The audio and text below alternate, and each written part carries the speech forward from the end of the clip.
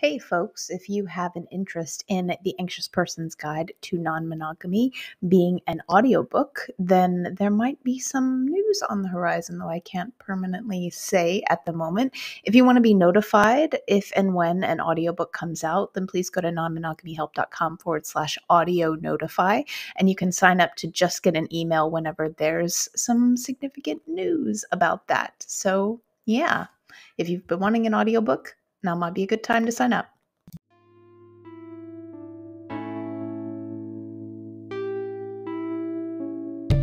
Non-Monogamy Help is a podcast where your questions about open, non-monogamous or polyamorous relationships are answered.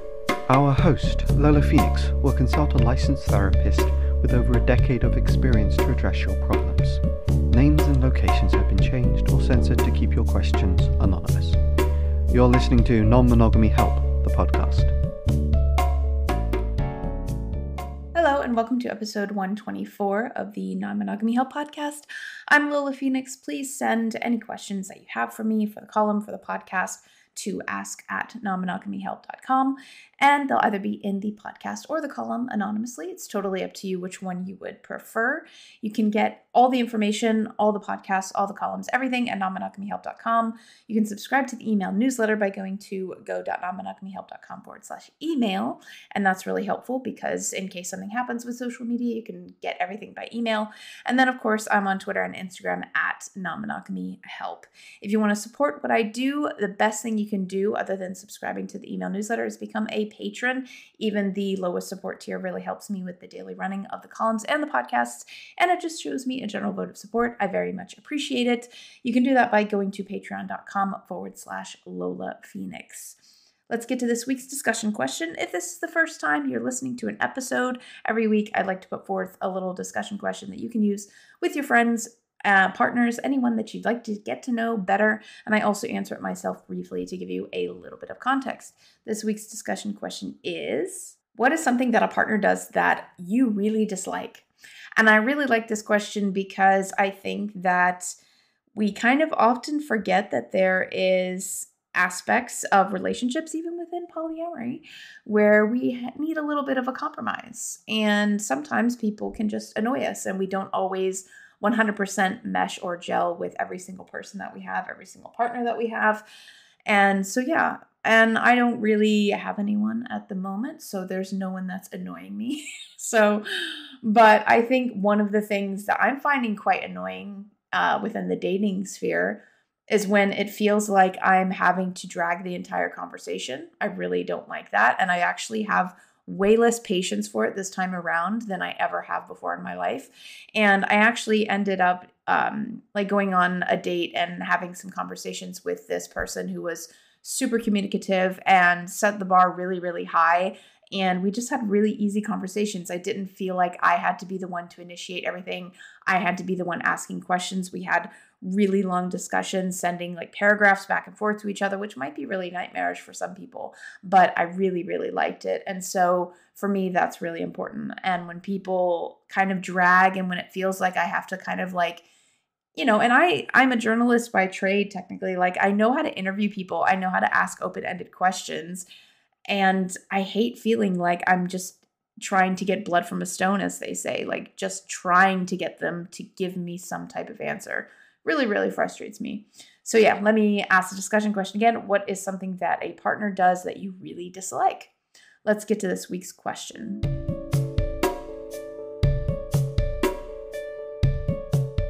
How do you figure out which boundaries are reasonable and which are a cause for deeper examination? For example, is it a reasonable boundary to not want your metamor to come around your house when you might be there, even though you'd be fine with that if it was a friend rather than a metamor? Full context, my partner and I opened our relationship a while back because we were both interested in exploring other relationships. We're both not totally sure if it's right for us, but decided to try for a while and see how we feel. My partner's been seeing someone else occasionally for the last 6 months, which I found difficult, but have become better over time at managing my jealousy and insecurity that comes up when they're seeing each other, and we've been communicating very openly about those difficult feelings. I think I'd like to have a boundary of generally trying to avoid all being in the same place, e.g. going to the same party where I might see them together, or having my metamor around the house when I might be there. This is because I find it uncomfortable and emotionally overwhelming to see them together, and I don't want to ask them to, for example, not kiss or hold hands when I'm not there, as that feels unfair to the metamor. But I'm worried that even this boundary of not being in the same place is unfair. My partner gets to go to my metamor's house, for example, so it feels a bit unfair that he has to tell her that she can't come to his.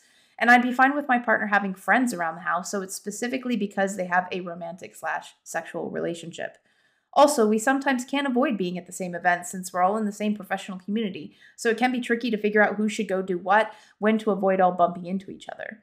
My partner and metamor haven't said anything about this boundary being unreasonable, but I worry about it anyway. I generally find it hard to know when discomfort is just something I have to deal with and when it's a cause for setting a boundary.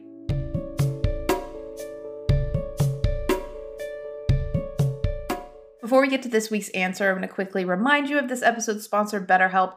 Quite often in a lot of my columns and podcasts, I encourage people to seek a polyamory-friendly therapist, and for some people, looking locally for that is not an option, or it might be out of their budget. BetterHelp allows you to find therapists online you can send messages to at any time of the day, and they do offer some sort of financial aid. You can get 10% off your first month by using the promo code Non-Monogamy Help at checkout, or you can go to betterhelp.com/non-monogamy help. Let's get to this week's answer.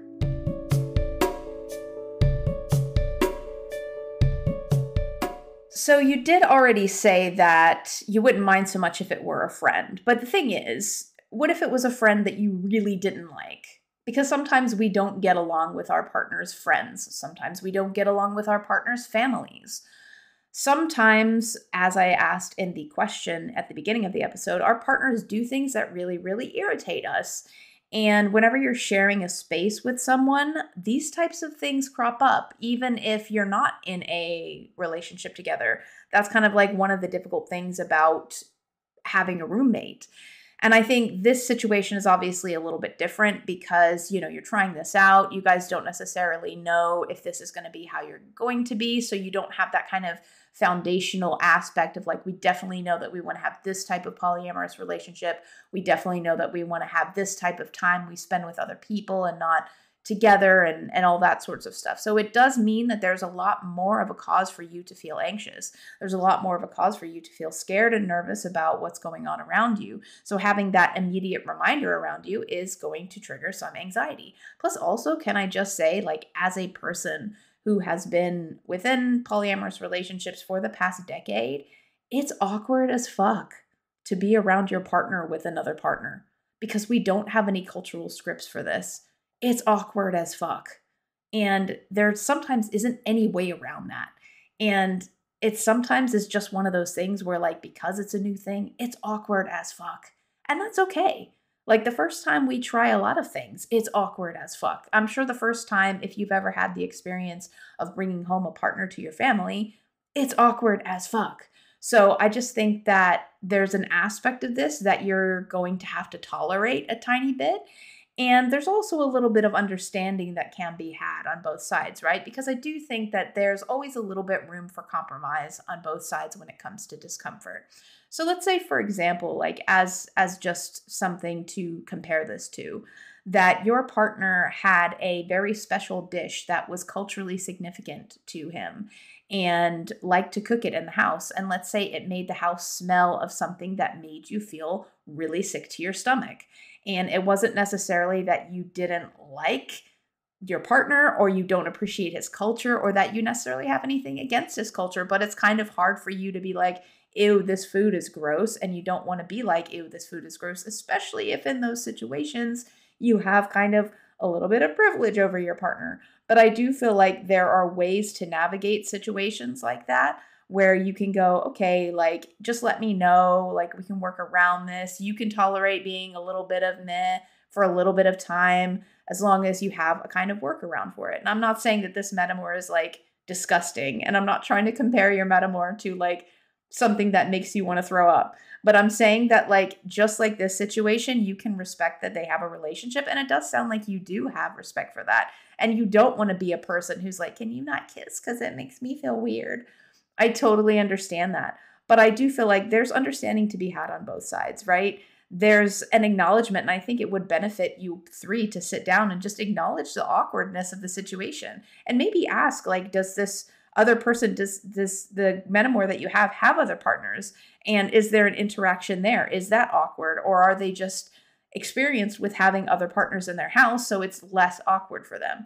But let me tell you, like, even after having tons of experience, sometimes it's still awkward for me. Sometimes I don't enjoy doing that. Like, I don't necessarily have like a firm boundary, but I do kind of prefer things to be a little bit more parallel, simply because like the pressure on my shoulders to not feel anything sometimes makes me so uncomfortable that I'm way more uncomfortable by the pressure to not feel anything than I am by any feelings of jealousy that I might have. So it's almost like, because I feel so pressured to be okay with everything and to get along with the metamor and to make everything perfect, that in and of itself makes me so uncomfortable that I don't even have to be jealous of them. It's just uncomfortable. And that's okay. So I think that you can all kind of acknowledge that this is a new situation. None of you have cultural scripts for this. It's awkward, it's weird, and there may be just some awkward and weird bits as you fumble along. And you may have reactions that you don't expect. I remember once, like, this isn't exactly the same sort of example, but it is an example. I've been to lots of different types of play parties, for example. And one time I went somewhere with a partner where there was a lot of loud music, which was already overwhelming for me. And there were people doing adult things. And for some reason, I think it was the combination of like the loud music, so I couldn't hear them. And it was a new environment and a lot of things like that really triggered me, actually. I had to like step out and step away because there was something about that situation that made me feel like I don't know if that person whose face I can't see is okay. And I don't know if I'm seeing abuse or consent violation or, that happening in front of my eyes. And it really upset me. I was able to like deal with it and get over it and be all right. But I didn't expect that at all. And I had been in lots of different situations like that. So there may be times where you have a reaction that you don't expect. And that's okay. Like, try to not like make yourself be in a situation or put pressure on yourself to always have a perfect reaction to things. And I know that's really hard because there is a lot of pressure to like be okay with everything, to be super cool, to not be bothered. And even though people say there's no one right way to do polyamory, that certainly is like the right way, right? Like, we don't want to acknowledge it. We want to pretend like it's fine, but actually the right way is being like totally fine, totally happy, never being upset, never being jealous, right? That's the ideal way to do polyamory. And that's the shit that people pretend like isn't there, but is totally there and totally puts pressure on you. And it's absolutely fine. So I think, like, firstly, think about the fact that you're going to have all sorts of these weird, awkward situations when you live with somebody in lots of different ways. And even though this is obviously different because it represents a romantic and sexual relationship that is very different and you don't have a cultural script for, so it's very different in your head in terms of a friendship. You have a cultural script for him having friends. But think about, like, this isn't the only type of situation that you have dealt with before. And think about how you might react in those other types of situations, how you might negotiate boundaries then.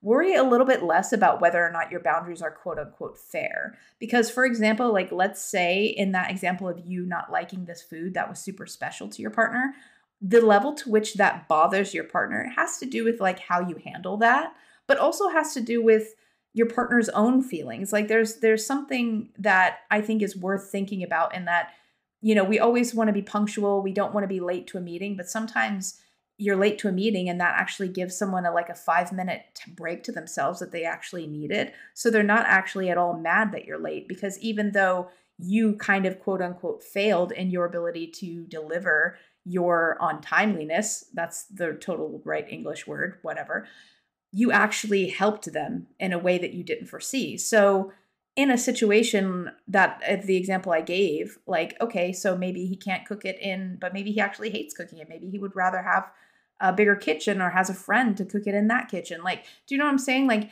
not every situation where you feel like you're inconveniencing somebody else is necessarily an inconvenience to them. So I would just talk really honestly about it. Like, say, like, look, I feel really awkward. Can we work around navigating? Can you work on like a safe word even? Like, if you are feeling a little bit overwhelmed, maybe you decide, okay, we'll go to this party all together, But if I'm feeling a little weird, maybe I'll just leave a little bit early. Maybe I'll have a plan B. Like, worry less about what's fair and ask them what is appropriate for them.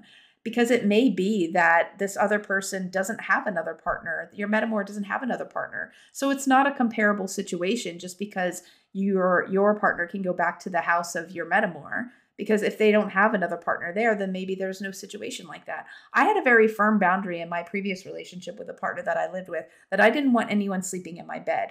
And that's just a thing that I have. Like, it comes from stuff that I've grown up with.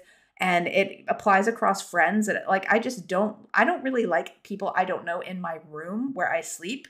Like I when I go to hotels, I put the sign up that says don't clean while I'm here. Like, and it's not even because I think anyone's evil or mean. It's just my own personal feelings about where I sleep. And I have that boundary. So we always had that boundary of like, look, people can come over, but don't sleep in my bed. Don't sleep where I sleep, because that's just so, like, even if you change the sheets, I know, and that's weird, but that's from my own personal background. It didn't bother my partner, and we discussed it. And there were, I'm perfectly happy to explain that to a metamor if I have to. So sometimes you just have things like that, and that's absolutely okay. They come from personal preferences. They come from our different types of backgrounds and situations of different traumas and things that we don't expect. So sometimes stuff like that happens. So just be really honest about it and talk about it. Don't worry about what is fair and what seems fair. Worry about what works between the two of you, because there could be a situation, for example, where you get pregnant and maybe like your partner absolutely freaking loves Swiss cheese, but every time, when you're pregnant, you smell Swiss cheese, you hurl. So maybe like while you're pregnant, your partner can't have any Swiss cheese. You're going to have stuff like this, where stuff like, you negotiate stuff with other people. And as long as you're really honest about it, and as long as you try and create like opportunities for yourself to be like, okay, maybe we don't make things so rigid. Maybe we don't make things so harsh. Maybe we say, okay, like you can be around and like, maybe they're going to feel weird about kissing in front of you. Like, I always found it okay. Like, I did feel a little weird, but I always found it okay if my partner kissed somebody else in front of me. It didn't bother me, but my partner felt weird about it. You might actually feel a lot better, like having the conversation with them and just breaking the ice and saying like, look, I feel super awkward about this, but and maybe it's a thing where you guys feel a little bit awkward, but as you get to know one another, it becomes less awkward. Just like your first dates, just like anything you try for the first time, it feels super freaking awkward. Like, and that's okay. It doesn't have to feel 100% perfect all the time. And you can have a little bit of an emotional upset. Maybe one day, you never know what life can throw at you. Maybe somebody that you love very dearly passes and you're emotionally triggered by almost anything. Like, you never know what kind of shit life is going to throw at you. So just worry less about like the rigidity of the boundary, how fair the boundary is, and think about how you can all work together to come to a solution that works for you all in every single situation. And I think that will actually help you feel a little bit more secure, rather than trying to rely on this boundary of like, okay, we're never going to be at the same event together. We're never going to be you're not allowed in the house, whatever.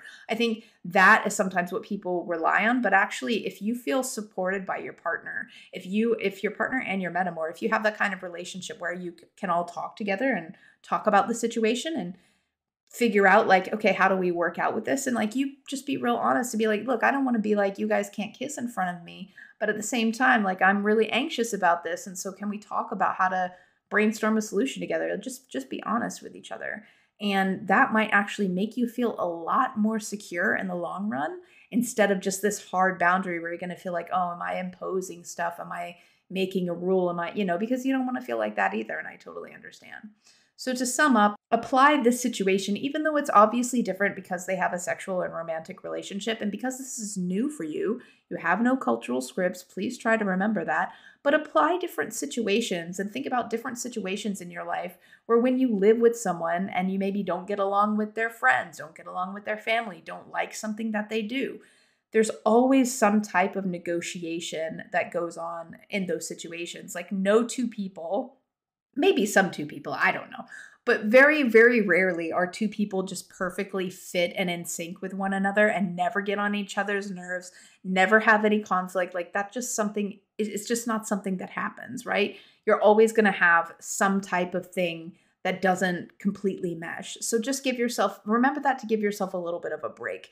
Please try to remember that even though people say there's no one right way to do polyamory, there absolutely is this pressure on your back to be perfect, to be happy with everything, to not have a problem, to not be a wet blanket, to not, this pressure does exist, and you can identify it and understand that it's just an inner voice inside of you that doesn't want to ruin things, doesn't want to, wants to protect you, wants to protect this relationship because it values it.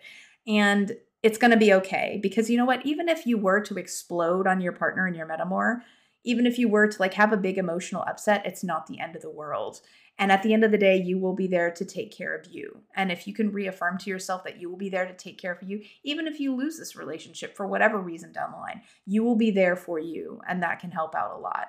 Don't think about your boundaries in terms of fair and unfair, and whether, try not to be so strict about them, because that strictness is just trying to make up for the kind of unsuredness you feel. Unsuredness is not a word.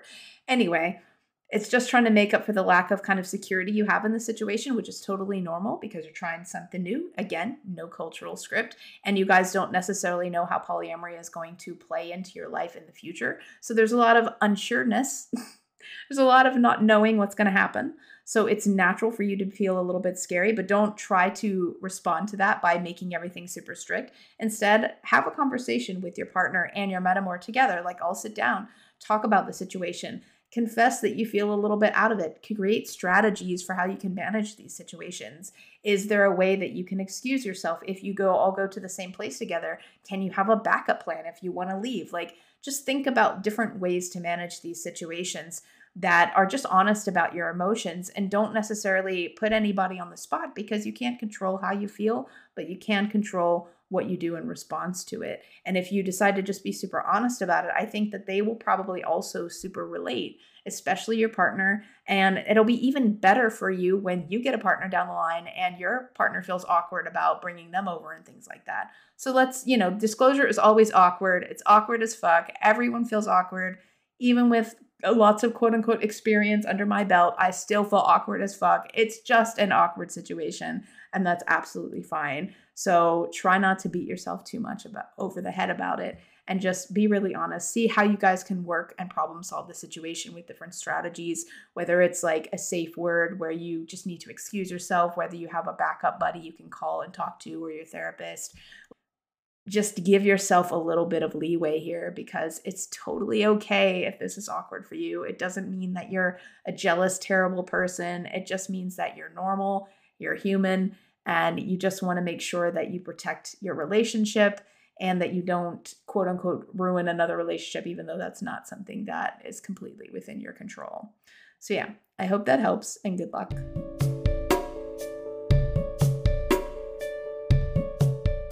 Thank you for listening to Non-Monogamy Help.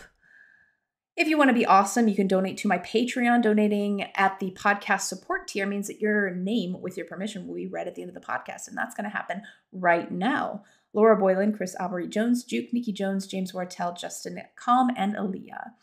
And if you can't do that, then there's lots of different things you can do to support the podcast. One, sign up to the email newsletter, because social media be social median, and I don't know what's going to happen. Sometimes, if somebody decides to go nuclear, and I could lose my whole ass following on any of these silly ass platforms, or maybe they want me to buy ads so much they start limiting my reach. So email is the best way for you to be informed. And I only email you once a week. I'm not about being annoying. Only once a week on Wednesday, you get the column in the podcast a couple days before everyone else does. So check that out. You can sign up, check out my links in my bio, nonmonogamyhelp.com/email. Sign up to the email list. That's a good way. Or you can rate and review the podcast on iTunes or Spotify, wherever you get your podcast, wherever you can rate and review it. And feel free to send me a screenshot if you do write a review, because I love seeing that, and I don't always get notified when I get new reviews. So yeah, that's all for this week. You will get a new column next Friday and another podcast episode in a fortnight. Thank you so much for listening.